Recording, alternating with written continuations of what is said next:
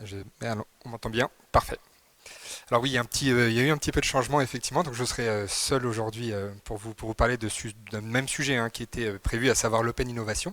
Je suis moi-même Emir Berkane, donc directeur commercial France chez Earlymetrics, qui est une société que je vous présenterai évidemment juste après.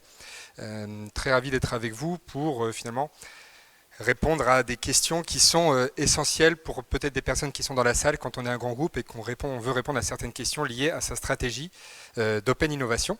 Et donc c'est ce que je vais tâcher ici de vous répondre. Donc le moment va être assez bref, assez intense. Néanmoins, j'espère qu'il sera porteur de valeur ajoutée et puis que vous en prendrez aussi un petit peu plus sur nous, Earlymetrics.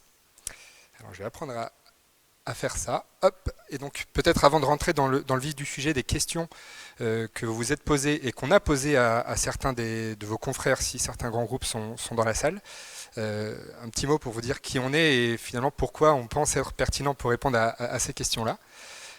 Earlymetrics, en quelques mots, c'est une société qui est née en 2014, un constat qui était finalement déjà partagé à l'époque et qui l'est encore plus aujourd'hui, qui est celui d'un écosystème de sociétés innovantes, de start-up qui se développe de plus en plus, qui devient de plus en plus dense avec le temps, avec des sociétés qui se créent tous les jours. On a encore eu l'exemple juste avant moi. Et en face, un autre écosystème, celui des grands groupes, des corporates, qui, face à cet écosystème start-up, souffrent de deux problèmes. Problème de visibilité. Donc parmi toutes ces sociétés, quelles sont celles qui pourraient être intéressantes dans le cadre de mon activité et de ma stratégie? Et une fois que finalement ce sujet de visibilité a été résolu, on fait sa petite liste de partenaires potentiels, se pose le problème de la qualification. Est-ce que je pars avec le bon acteur? Est-ce que l'acteur avec lequel je pars, le partenaire, est-ce qu'il est solide? Est-ce que l'équipe est solide? Le projet est solide? Est-ce que le marché est solide? Tout autant de questions pour lesquelles il n'y avait pas à l'époque d'acteurs tiers de confiance pour y répondre. Et c'est comme ça qu'est né le concept d'agence de notation de start-up avec Earlymetrics en 2014 pour répondre à ces deux problématiques. Qu'est-ce que c'est qu'une agence de notation? Finalement, la notation, vous allez voir, est au cœur de nos deux activités. L'analyse, donc on note des sociétés quand vous les connaissez, que vous avez besoin de vérifier leur solidité. On note la société, on rencontre les entrepreneurs, on évalue l'équipe, le projet et le marché selon notre méthodologie. Et l'autre élément, c'est un peu plus en amont. C'est là où ça va être intéressant et faire le lien avec les questions liées à l'open innovation. C'est que nos clients ont vu qu'on avait une base de données intéressante et ils ont voulu remonter un petit peu la chaîne en disant que finalement eux-mêmes avaient des thématiques d'innovation et cherchaient des partenaires potentiels avec lesquels travailler. Et donc c'est comme ça que la deuxième jambe d'Earlymetrics a poussé avec cette activité d'études où on vient présenter à nos clients un certain nombre d'études effectivement sur les tendances qu'on voit émerger, les technologies qu'on voit émerger et des partenaires potentiels pour ces clients-là. Je vais aller assez vite là-dessus, comment on aide nos pairs, enfin vos pairs en tout cas, les directions innovation des grands groupes, optimiser la gestion du deal flow, c'est-à-dire qualifier soit de manière manuelle et humaine ou de manière automatisée le flux entrant de partenaires potentiels. Garder une longueur d'avance, effectivement, via nos études, c'est présenter les transformations qui existent à la fois dans leur secteur d'activité, mais aussi sur les secteurs d'activité connexes ou un peu plus prospectifs. Et enfin, comparer des partenaires innovants, c'est assez clair et parle de lui-même. Et identifier et collaborer, je vous en ai déjà parlé, effectivement, c'est trouver des partenaires innovants qui collent effectivement à leur stratégie d'innovation. Et un dernier élément, et après j'en aurai fini pour Earlymetrics, mais il me semble que c'est important pour faire le lien avec la suite. Quelques références, voilà, ce n'est pas une slide d'autocongratulation, c'est vraiment pour vous montrer effectivement qu'on a un prisme grand groupe très fort, on a un prisme direction innovation qui est très fort et qui nous a permis du coup de leur poser un certain nombre de questions, et ça fait le lien du coup avec la deuxième partie que je voulais vous présenter ici, qui sont les 6 questions qu'on a posées à vos confrères sur leur stratégie d'open innovation, en tout cas les 6 questions qu'il faut se poser pour ne pas se louper quand on met en place cette stratégie. Un tout petit peu de méthodologie, alors je dévoile tout de suite le poteau rose, je n'aurai pas le temps de détailler les 6 questions, en tout cas de répondre aux 6 questions. Néanmoins, ça ne m'empêche pas de vous montrer cette méthodologie qu'on a mise en place et de quelques réponses sur 2 questions qu'on a pu avoir. La méthodologie, bon, je vous en ai déjà un petit peu parlé, on a fait une enquête auprès de 50 directeurs européens en charge de l'open innovation, donc parmi nos clients, mais aussi certains grands groupes qui ne l'étaient pas. C'était intéressant d'avoir aussi un prisme européen pour ne pas tomber dans des biais locaux. Et enfin, évidemment, on ne dit pas que tous les directeurs européens ont la science infuse. On pense aussi avoir une certaine expertise, donc c'est la volonté aussi de vous donner non seulement les réponses des directeurs innovation auxquels on a pu parler, mais également vous donner, nous, notre point de vue d'un expert du secteur qui a vu les évolutions sur cette année en lien avec l'Open Innovation, justement. Donc ces 6 questions, pourquoi finalement? C'est pour sauver, d'un mot, d'une phrase qu'on connaît pas mal, qui est le startup washing, puisque l'open innovation, effectivement, depuis un certain nombre d'années, est assez en vogue. Un certain nombre de directions innovation se montent, mais un certain nombre de directions innovation se démontent aussi pour des raisons qui sont parfois liées à une perception en interne d'un manque d'efficacité, d'un manque d'indicateurs clairs et précis. Finalement, on se rend compte que l'open innovation n'apporte pas forcément de croissance du chiffre d'affaires ou de réduction des coûts. Et donc, tout autant de raisons qui font qu'aujourd'hui, encore aujourd'hui, on débranche encore certaines directions innovation, ou alors on les remodule complètement. Et donc ces 6 questions, c'est effectivement celles qu'il faut se poser pour éviter de tomber dans ces travers. Et donc quelles sont ces 6 questions, évidemment? La première, assez je dirais, légitime et normale, c'est le pourquoi, quel objectif pour l'open innovation. Ça a l'air d'être une question un peu bateau, mais c'est une vraie question fondamentale quand on veut faire de l'open innovation. Est-ce que je veux nourrir de manière incrémentale les métiers? Est-ce que j'améliore uniquement mon business du quotidien? Ou alors, moi, en tant qu'open innovation, je suis censé penser au groupe du futur, à la société de demain. Et donc, ce n'est pas les mêmes outils qu'on utilise, ce n'est pas les mêmes canaux qu'on utilise, et ce n'est pas la même innovation qu'on va aller chercher. Quels doivent être les moteurs? On en a un petit peu parlé tout à l'heure. Est-ce que je cherche à avoir une innovation qui va, je dirais, accroître mon chiffre d'affaires, ou plutôt une innovation qui va optimiser mes fonctions transverses et donc réduire les coûts de ma société? Question aussi quasiment politique, de quel département devrait relever l'open innovation pour être la plus efficace? Donc on est sur de la hiérarchie maintenant, entre l'IT, la stratégie, la DG, digital ou métier. On a vu beaucoup de choses se faire et beaucoup de choses aussi se défaire, donc ça a été intéressant de voir cette évolution aussi. Encore plus touchy, qui doit payer le POC, le test et ce qui vient après finalement le déploiement entre l'équipe innovation ou les métiers? La 5e, on en a aussi un petit peu parlé tout à l'heure, comment définir des indicateurs de réussite clairs pour l'open innovation? Est-ce qu'on est sur des objectifs qualitatifs? Est-ce qu'on est sur des objectifs quantitatifs? Est-ce qu'on ne fait pas d'objectifs comme on le faisait au début, on laissait libre cours aux têtes chercheuses de l'open innovation? Et enfin, quelle portée et quelle durée pour les projets d'open innovation? Est-ce qu'on veut des projets structurants mais longs et fastidieux, ou des victoires assez rapides sur des projets mais qui ont peu d'impact finalement structurel sur la société?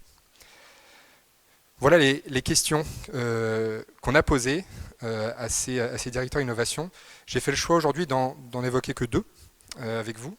Alors évidemment, on pourrait évidemment se reparler et prendre contact pour continuer la discussion sur les autres questions, évidemment. Et les 2 questions, c'est quels doivent être les moteurs de l'open innovation? Est-ce qu'on doit faire de l'impact sur le chiffre d'affaires ou plutôt de l'optimisation de coûts avec l'innovation? Et la question sur le paiement du test et ensuite du déploiement. Eh bien, allons-y. Sur la question 2, sur quoi faut-il se concentrer et donc quels doivent être les moteurs de l'open innovation? Est-ce qu'on veut une innovation liée principalement à l'activité existante ou alors une innovation liée aux activités business et de chiffre d'affaires, ou sur une innovation sur les opérations et fonctions transverses? Je ne vais pas faire forcément de suspense, je vais vous montrer les résultats qu'on a eus. Alors attention, petite précision sur cette lecture. Ce qu'on voit ici en rouge, c'est les personnes qui ont évoqué uniquement l'impact sur le chiffre d'affaires comme moteur de l'open innovation.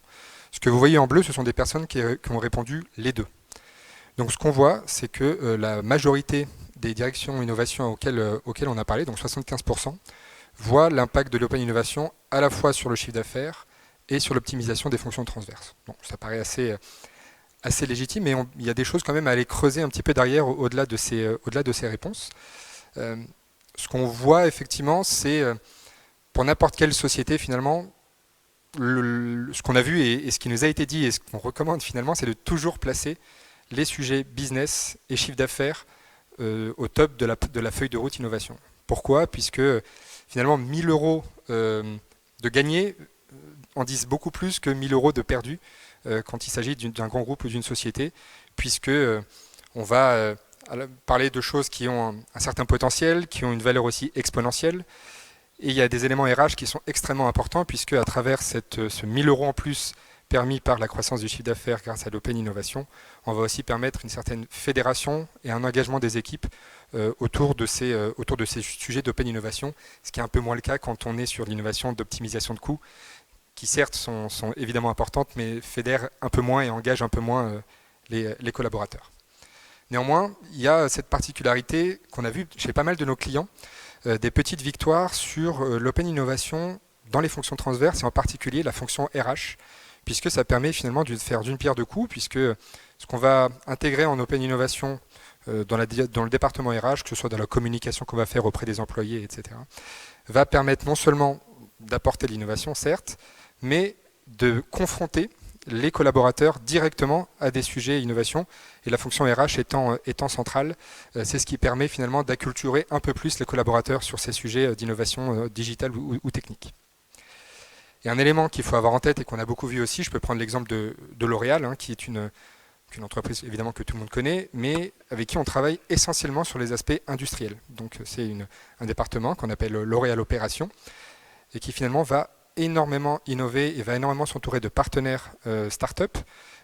Pourquoi ? Puisque, in fine, c'est le client qui dirige finalement ces sujets d'innovation, puisque l'innovation qui est mise en place par L'Oréal Opération vise à réduire au maximum le temps entre l'idée et la mise sur le marché, et permet de coller au maximum à la satisfaction client et de coller aux évolutions des besoins dans un délai qui se veut être extrêmement court, puisque L'Oréal nous parle systématiquement de 6 à 9 mois.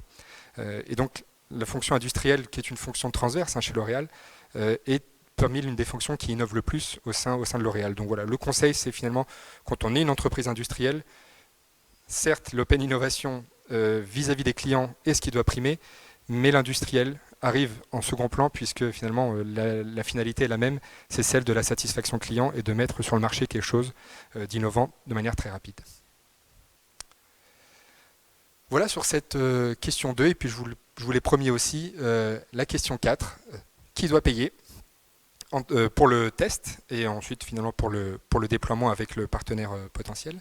Est-ce que c'est l'équipe centralisée d'Open Innovation, parce que c'est son métier et c'est ce qu'elle doit faire, ou alors c'est l'équipe métier, puisque c'est ces métiers-là qui sont susceptibles de déployer l'innovation, et c'est eux qui vont être servis à la fin par la société.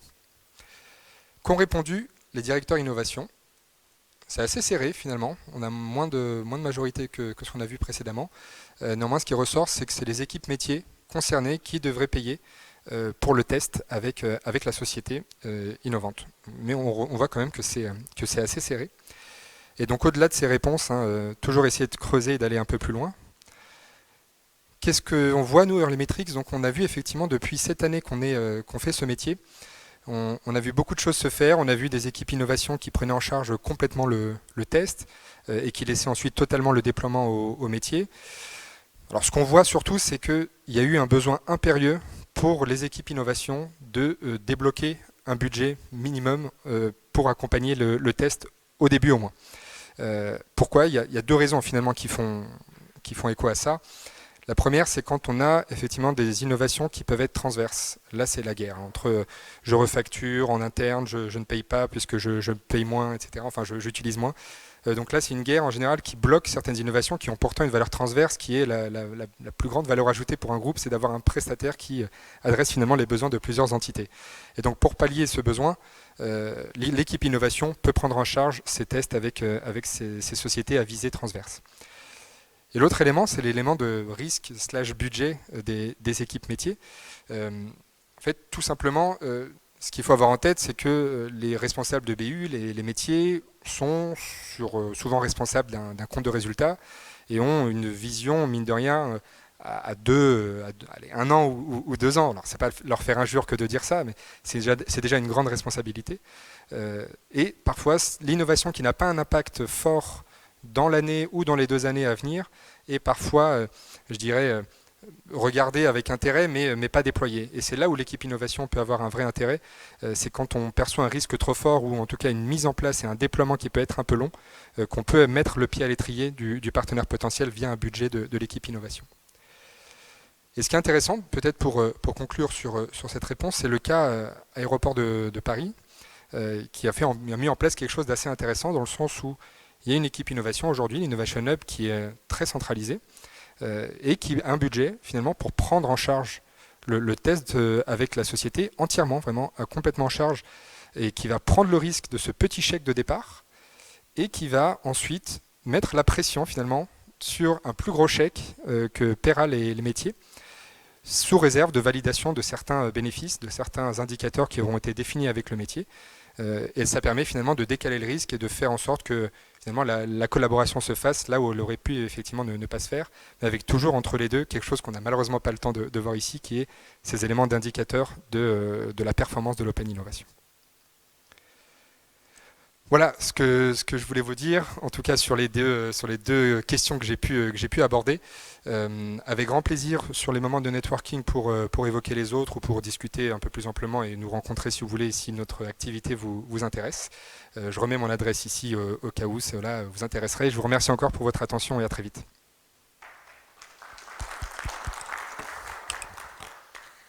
Merci Émir. Alors, maintenant c'est le temps des tables rondes. Vous allez avoir le choix entre deux sujets. Merci.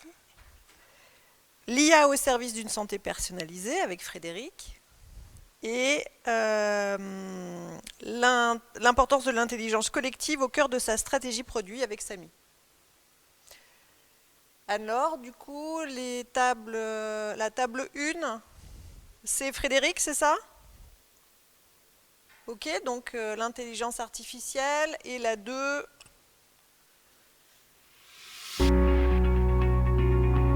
avec Samy. Et donc la 2.